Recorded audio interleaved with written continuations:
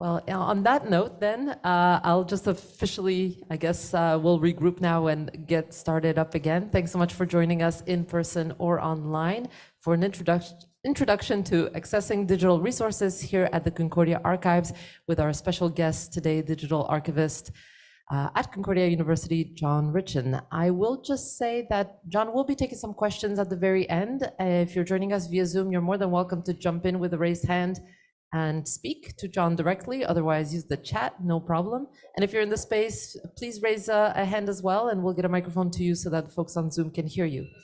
All right, I'll pass it over to you now, John. Welcome in.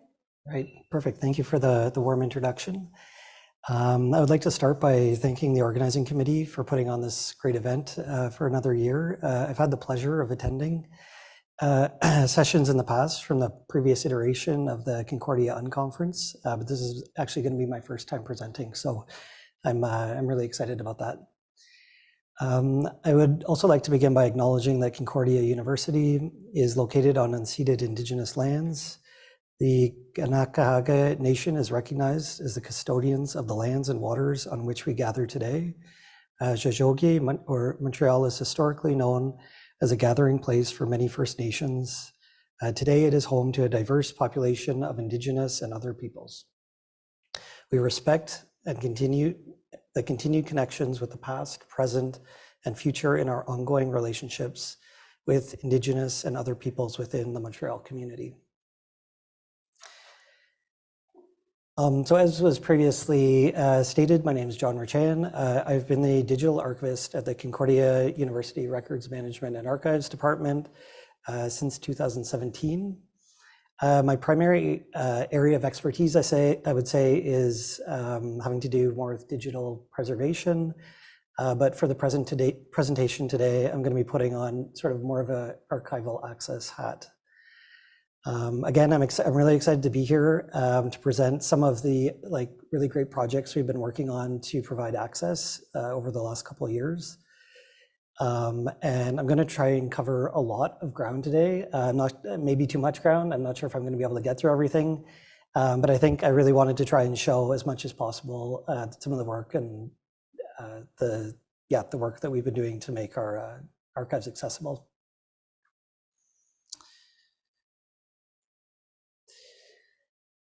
So moving on now to some learning objectives for today. The first objective that I'm going to speak about a little bit is going to be more centered around becoming familiar with the Records Management and Archives Department at Concordia. For those of you that are here or watching online that might not be familiar with who we are and what we do. Following this introduction, I'm going to shift gears a bit and I'm going to speak more directly to our web-based platforms. And again, this is hopefully, the goal here is to assist anyone undertaking archival research or wanting to reference our holdings.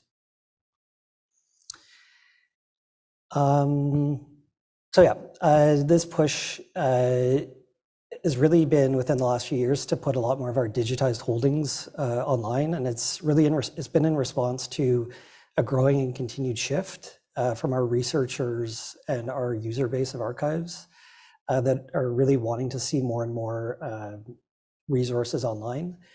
And I would also say that as we've shifted more to like a hybrid and remote working environment, not just here at Concordia, but everywhere, that it's only really pushed this demand further for online and accessible resources. So just to go over a quick presentation outline, like I mentioned, I'm going to start with an introduction to our department and just like a snapshot of what we do and who we are, followed by looking at our access to memory or ATOM archives catalog, which we actually share with special collections at the library here at Concordia. Following that, looking at ATOM, we'll move to the Internet Archive, which we've been using now for about a year and a half to make resources accessible. Following that, we'll go to our web archiving service, Archivit, to look at that really briefly, and then just some really short closing remarks. So I thought I'd start with this slide. I tried to sum up as much of what we do as a department in one slide. I mean, we do so much. So I'll start with sort of our role in the community, and I actually started this note with the role in the Concordia community, but as I was thinking about it more, I think we do play a larger role in the research community in Montreal, Quebec, Canada, and internationally. We do have a lot of researchers contacting us from elsewhere. So I'd say like our primary role is to preserve Concordia's history and grant access to the historical records from Concordia and also the precursors to Concordia, which are Loyola College and Sir George Williams University. Secondly, I wanted to mention, because this is something else that we play a critical role at Concordia, is with the Records Classification and Retention Plan, or RCRP as it's more commonly known. And this document really outlines how long university records should be kept and what their final disposition should be. So whether that be destruction or permanent preservation at the archives. And the final note I wanted to mention, our role in the community is really supporting research, training, and different learning activities. And I'll just mention a really quick example of this. Last November, we were lucky to have a graduate level course come in to our new digital preservation lab from the McGill Library and Information School program. I won't get into it too much, but they came in, I think there were 25 students, and really helped our department out in terms of preserving already digitized audio. So this was just to mention that this was a really great experiential learning opportunity for those students, and something like we'd really like to keep expanding and hopefully find partners at Concordia as well. So shifting now to how much material do we actually preserve. Last year we calculated, I think this was for social media posts that we put out, that we actually have about 1.35 kilometers worth of analog records. So if we were to lay all of that down side by side in terms of paper, it would run from about here at the Force Space to the Via Rail station in Montreal. So that's just to give you some idea that we have a significant amount of paper still. Right now in our digital preservation storage system, we have just over 2 terabytes and about 128,000 files stored. But this is, I mean, we still have so much to do in terms of processing this information. There's over 500,000 files still in the backlog, so still lots of work to do. And then shifting sort of to the last thing I wanted to mention in our snapshot was how much our materials actually accessed, because it's great, you know, we put so much work into the preservation and our facilities, but we want to know that it's also being used. So I took some stats from our 2021-2022 annual report, and we actually had 204 research requests during that year, which is, I would say, a good number. 79 internal to Concordia, so that would be faculty, staff, students within the Concordia community. And I was actually surprised with this number too, that we had 125 external requests. So that this could be from external scholars, researchers from different institutions. So that's a really quick snapshot of what we do and who we are and how much we have and how we grant access. So for the final slide, and sort of giving some background is into the archives at Concordia. I just took this slide from our website. This is Records Management and Archives is responsible for acquiring university-related archives produced by faculty, staff, students, alumni, and independent organizations associated with the university, as well as archives documenting the history of Concordia and its 2 founding institutions, Loyola College and Sir George Williams University. So again, just to like touch on the scope that we do collect quite a bit from the Concordia community.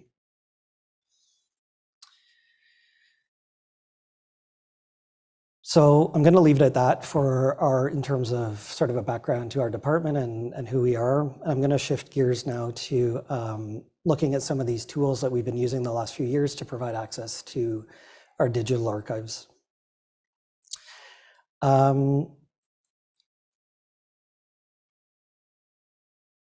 So again, I'll just mention this quickly, but for a bit of context, between 2017 and 2020, we put a lot of effort and resources and time into getting our backend digital preservation system set up, Archivematica.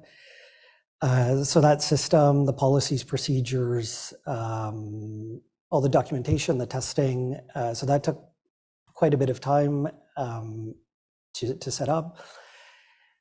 And then sort of 2020, 2021, we started a bigger shift towards, okay, this is great, we've got this preservation system in place, how can we kind of pivot from this point and make some of this accessible to the public through different online tools.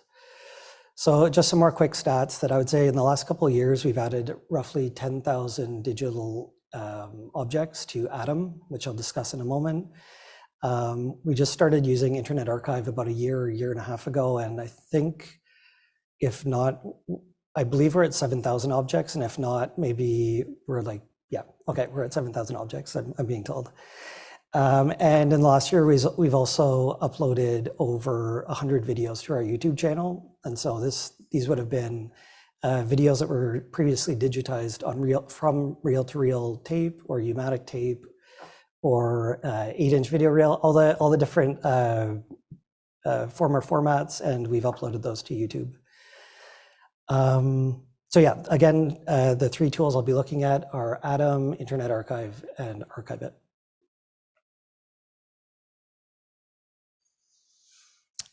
So I've kind of set up the next three chunks in a similar format. So I'm going to do one slide trying to explain a little bit about what the tool is and where I can find the tool. And then followed by that, I'm going to try and do like a super quick crash course demo to show how to search, how to browse, a couple examples of the types of objects that we've got in these systems. So yeah, we'll start with Atom. Again, it's more commonly, it's formally known as access to memory, but I'm going to be calling it Atom through this presentation. It's an open source, standards-based catalog for archives descriptions. And again, we do share this with the Special Collections Department at the University Library.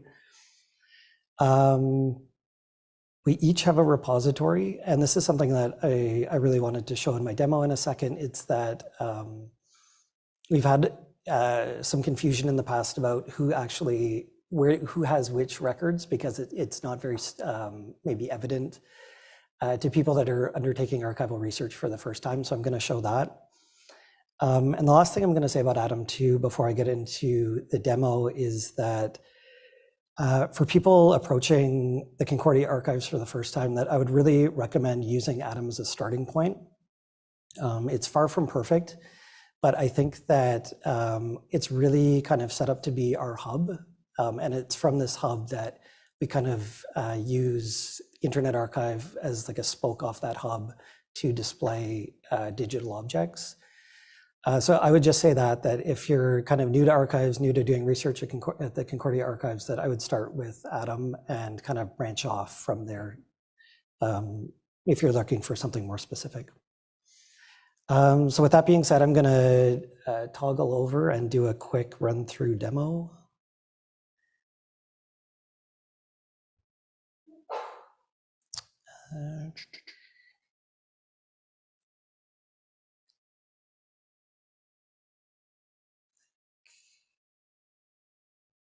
Okay, perfect.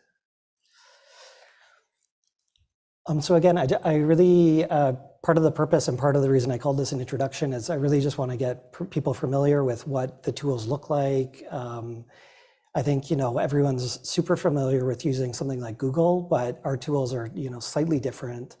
So it might not be super evident the first time you open it. So this is basically the landing page. If you follow the URL, either from the link on the slide or you navigate to it from our website, the Records Management and Archives website.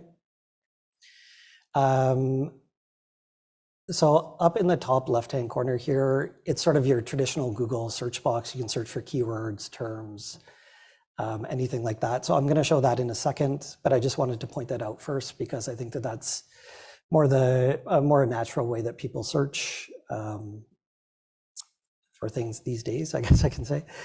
Under that, we've got the Browse By section in the top left-hand corner.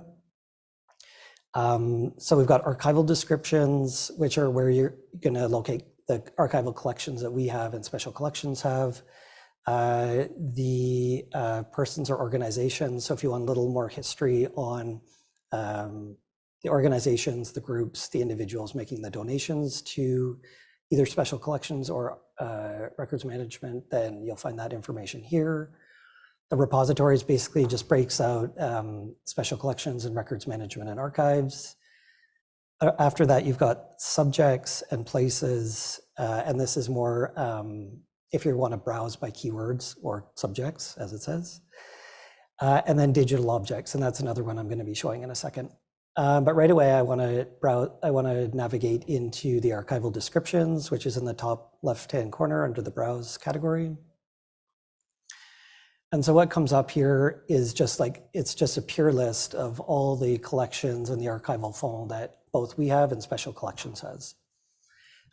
So you can see that we have 364 of these collections between the two repositories.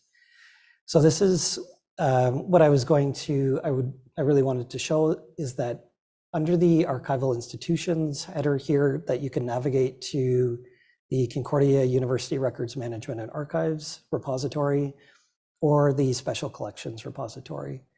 And so I just hope that this might clear some things out if someone's approaching one of the two repositories looking for archival records.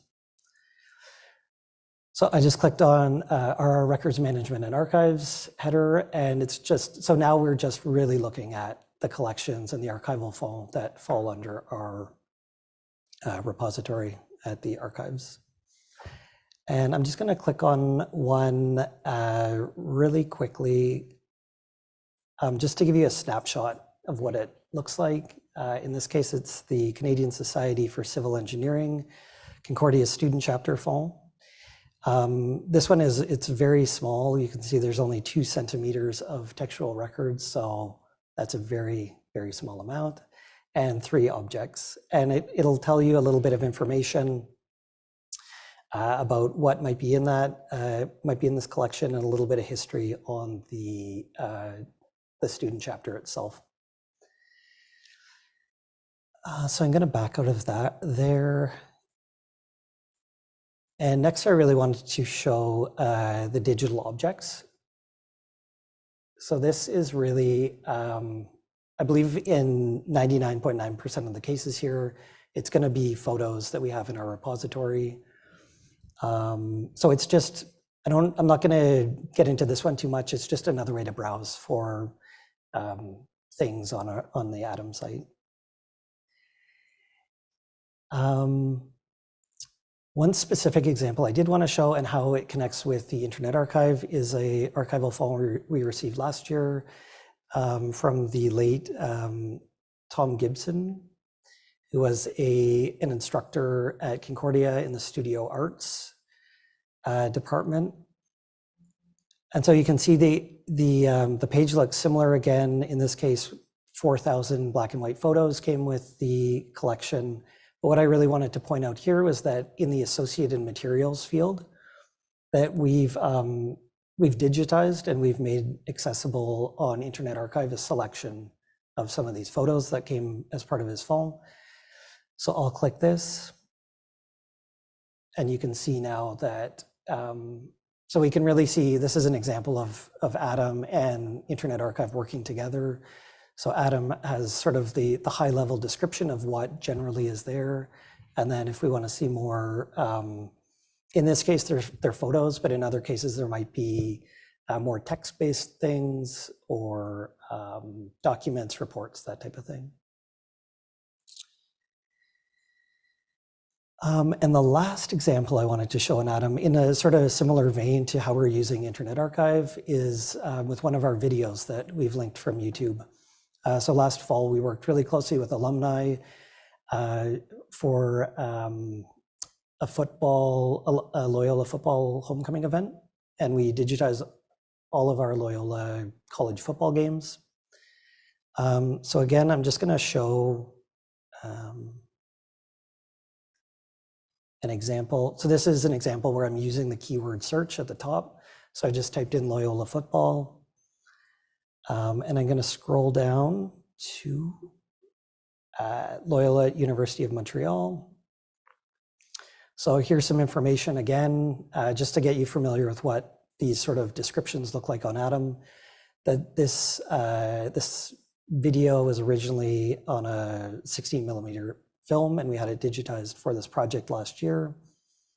And we can click on the associated materials, which will take us to YouTube. And I'm not sure how well this will come through on the stream, but just to give you like a split-second example of, again, how we're using Atom as a hub to branch out to Internet Archive and YouTube.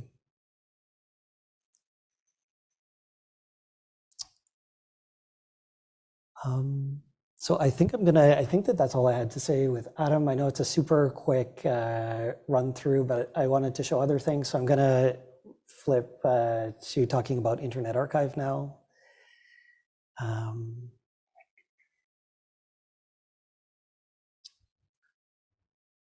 Right, and sorry, I forgot to show this slide before, but the sort of the learning objectives in the demo were to show navigating the homepage, browsing the different sections of Atom, and then doing a search for something more specific. So Internet Archive, so I'm gonna shift to speaking about this for a little bit now. So I just took this from their website, that it's a nonprofit organization for building a digital library of internet sites and other cultural artifacts in digital form. And I'm going to quickly note that we really got into using Internet Archive back in 2021 when we were migrating our publication. So it's a publication collection of historical publications from Concordia going back to the 1960s, and I guess earlier for that, for Sir George Williams and the Loyola publications. So we did a lot of background digging, and we were really inspired by the work that the University of Alberta did with their collection on Internet Archive, Queen's University in Kingston, and also McGill just down the street. So after doing some digging on how they were using Internet Archive for their digital holdings, we were really inspired, and so we decided to move forward with migrating this publication collection from our website to the Internet Archive. And again, I've included the link below, but it's also very easily accessible from our Records Management and Archives website if you navigate there. So again, the demo topics that I'm going to show here briefly are sort of navigating the Records Management and Archives collections on Internet Archive, again, browsing the collections and conducting a quick search for something more specific.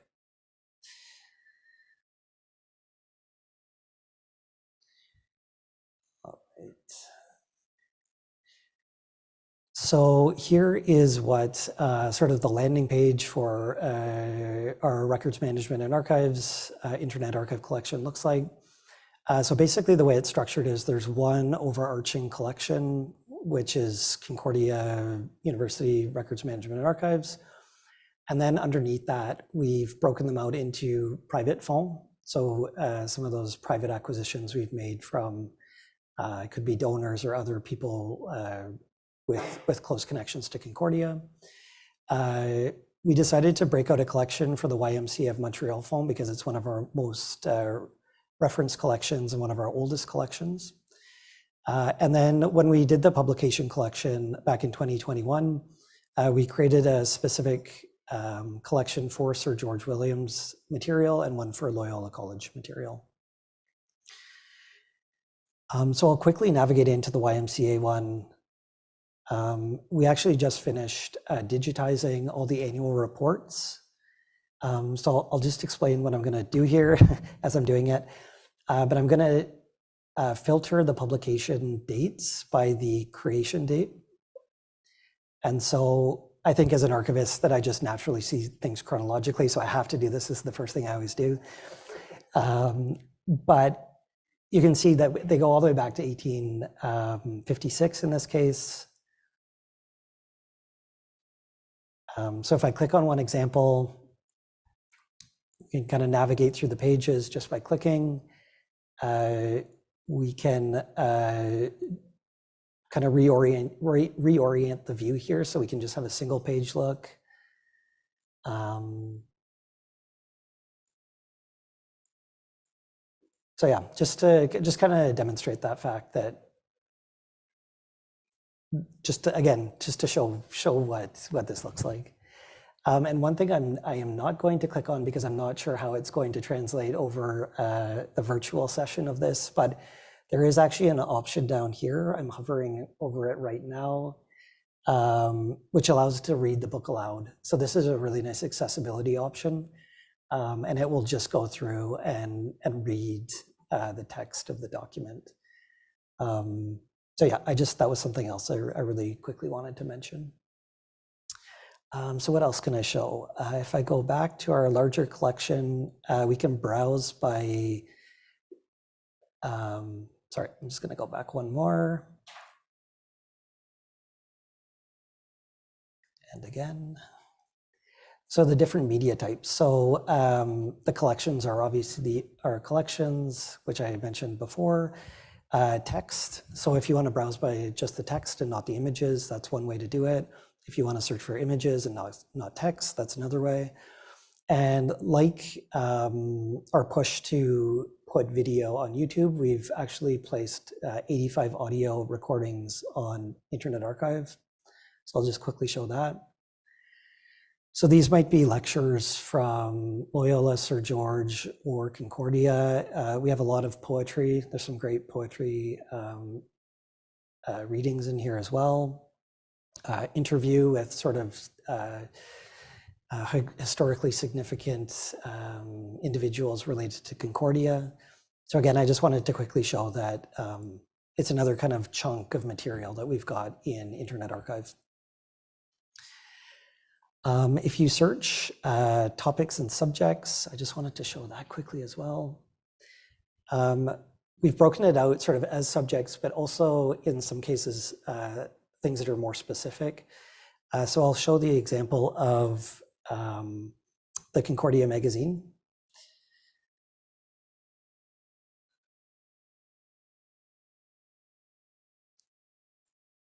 So we can see here that there's 156 issues of it that we have in our holdings. Again, I'm just going to toggle this so we can see the oldest ones first. So again, it's very similar to the example I gave with the YMCA annual reports, but just another way to kind of navigate to things. And here's a nice old car.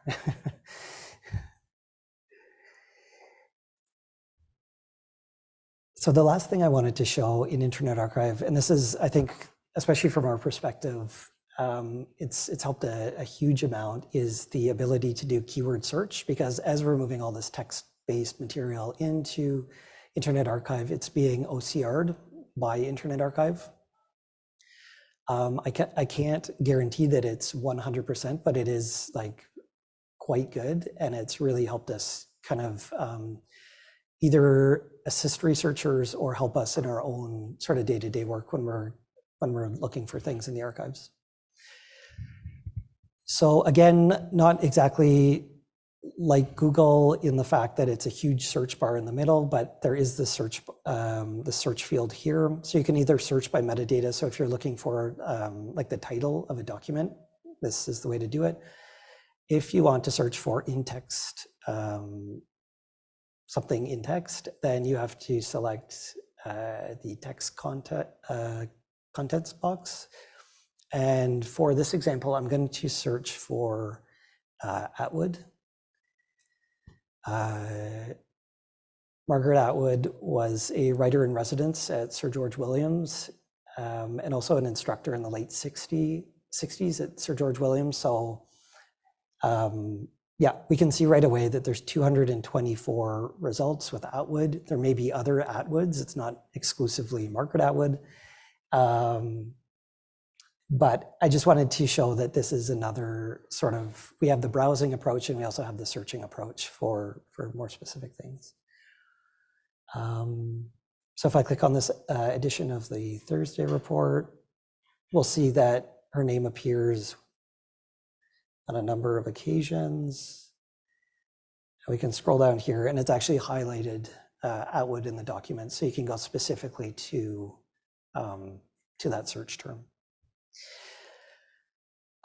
So yeah, I'm going to leave it there for Internet Archive. But again, it's been like a huge success for our department, I think, in making things accessible. So yeah, we're going to keep going with it, and started with the publications, and it's really grown from there.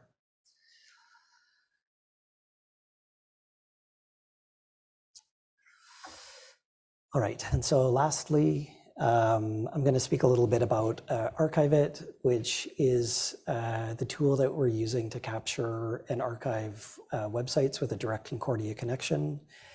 If any of you here or watching online are familiar with the Wayback Machine, it's basically Archive It is the subscription-based offshoot of the Internet Archive and the Wayback Machine. So if you are familiar with using that tool, the Wayback Machine, then this should be quite familiar. I just want to do a quick note on this one, which I haven't really done with Adam or Internet Archive, but I just wanted to mention, give some context as to why we're archiving websites, because that might not be as obvious to everyone. So just to say that online information, as we know, can change, disappear, be altered in an instant. So what we're trying to accomplish here by archiving the websites at Concordia are at least to capture a slice of Concordia's online footprint with these crawls. And I know that we're definitely not capturing everything, but we're trying to kind of target sort of some big buckets and capture what we can. And again, that this has kind of been fueled by research requests that have come in, and usually internal to Concordia, either faculty or staff that write to us saying like, oh, we know that we used to have this website and I can't find that information anymore. So we're trying to make an effort here to capture some of this information that is published through the Concordia domain and make sure that it's accessible going forward.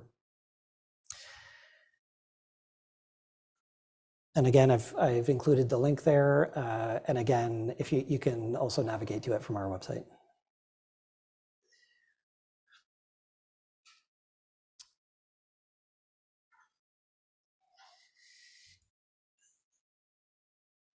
So again, I'm gonna kind of follow the same model in that I want to illustrate what Archive It looks like from the records management and archives approach, do a quick browse, and then do a quick search. So this is, if you do come to our page, this is sort of the landing page. You'll see that we've set up a number of collections over the last couple of years. I believe we started using Archive It in 2018. The one I'm going to focus on today is the institutional web collection.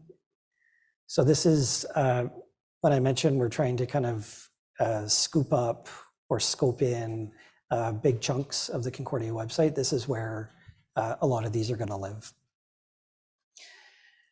So I'm going to scroll down. I actually wanted to show an example. So again, here's the search bar. This one is more central. Adam was in the top left. Internet Archive was kind of middle left. And Archive It is more central. So if we search for sites are really going to be like, sites are equivalent to URLs. And so in this case, we're going to search, I'm going to look for the Faculty of Arts and Science. So I'm going to type in arts and see what comes up. So 35 different sites were located in this case. So I'll just scroll down slowly so everyone can kind of see what these things look like. I should also mention that the way that we've set a lot of this up is we've tried to automate it as much as possible. So most of our crawls go once a year, in August. So we kind of have this giant crawl going in August of the Concordia site, and then what we do is later in August or early September, we try and do some QA work on that to make sure that what's captured is good, it's all there, and yeah. So I'm going to show you the example of what it looks like if we try and navigate into one of these sites. Again, if you've used the Wayback Machine, it'll look quite familiar. So this is the Faculty of Arts and Science page. So I'm going to go to this crawl from August 1st, 2020.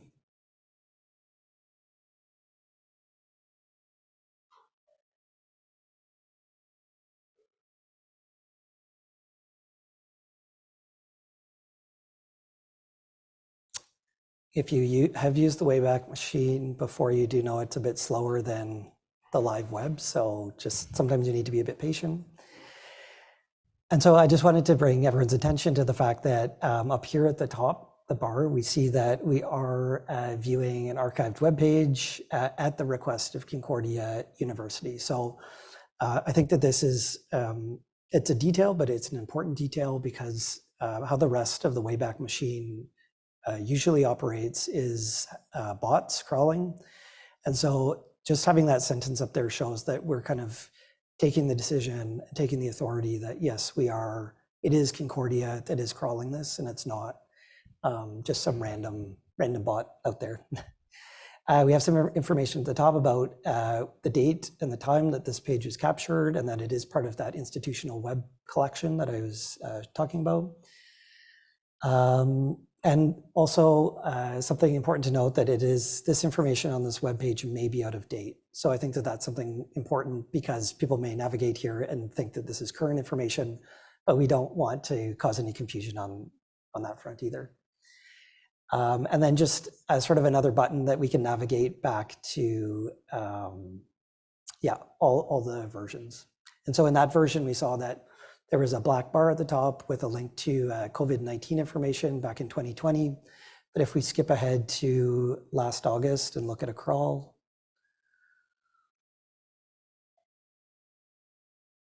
the faculty page should look quite similar, but that COVID-19 information page, that link should not be there anymore.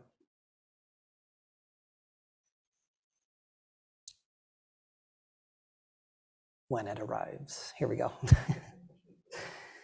So yeah, here's a snapshot of what the Faculty of Arts and Science page would have looked like in August of last year.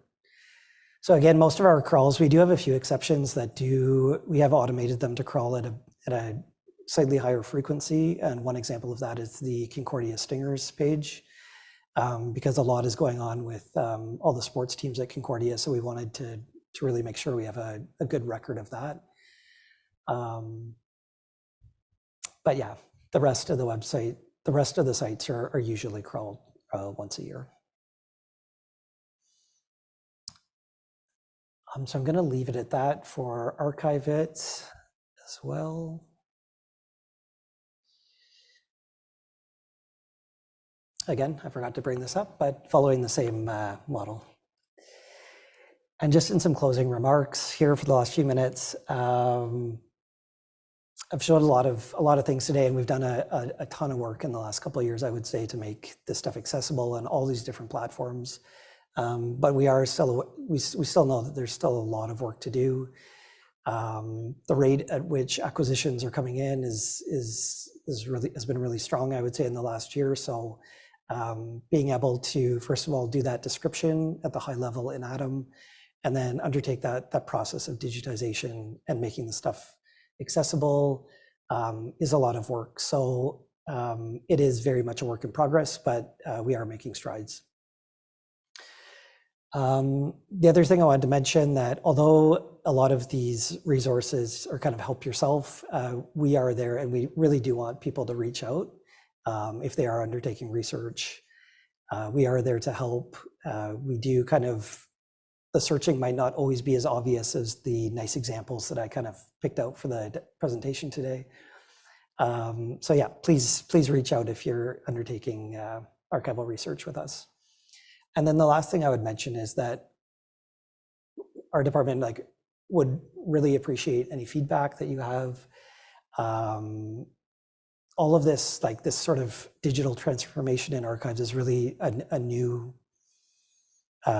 step for us within the last few years. And the web archiving and uploading all this stuff to the Internet Archive, we're doing our best to kind of align what we're uploading and what we're making accessible with sort of the past needs of researchers, but we also understand that research needs are changing and evolving over time. So if there is someone that kind of wants to see something different, that we definitely would love to hear feedback on some of these tools that we've been using. So on that note, I think that there's a couple of minutes left for questions, but I've put my email up there, and as well the general email for the archives account. So please be in touch, and thank you.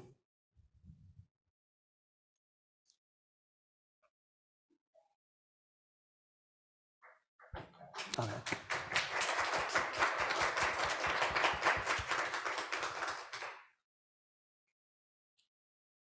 Looks like we have some questions in the chat. I'm going to just read out one on the screen here for you, if that's okay. Perfect, yeah. Okay, cool. So someone asks, was there any communication sent to the community about it?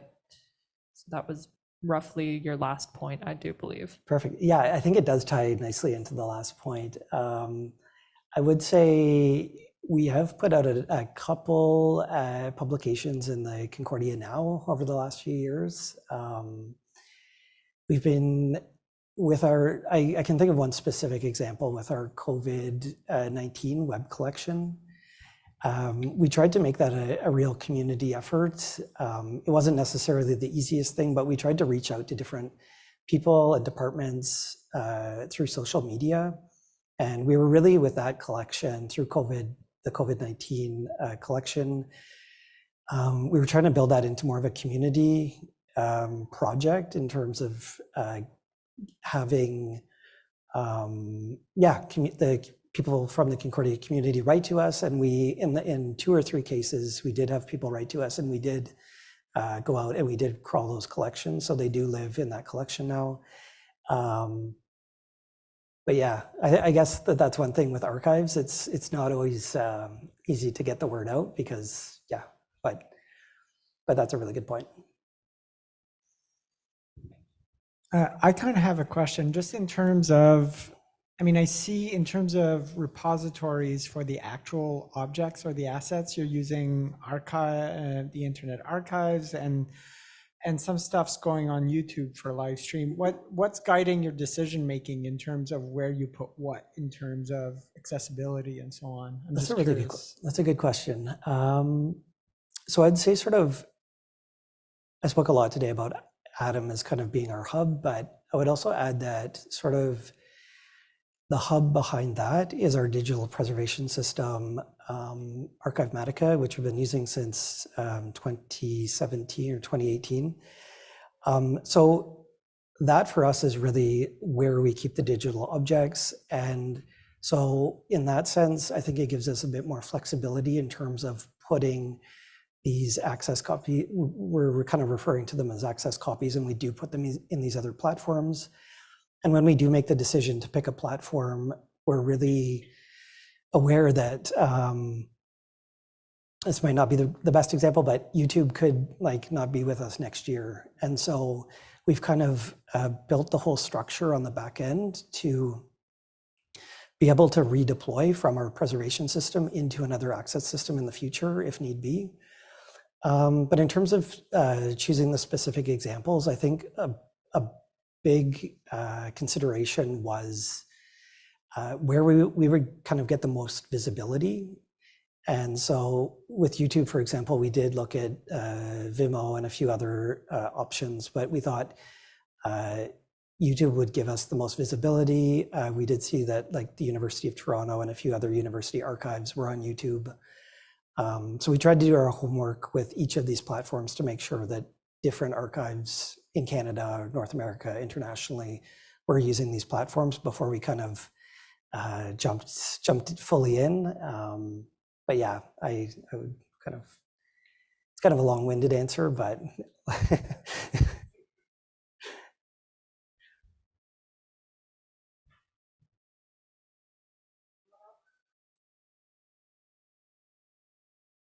Any other questions in the Zoom?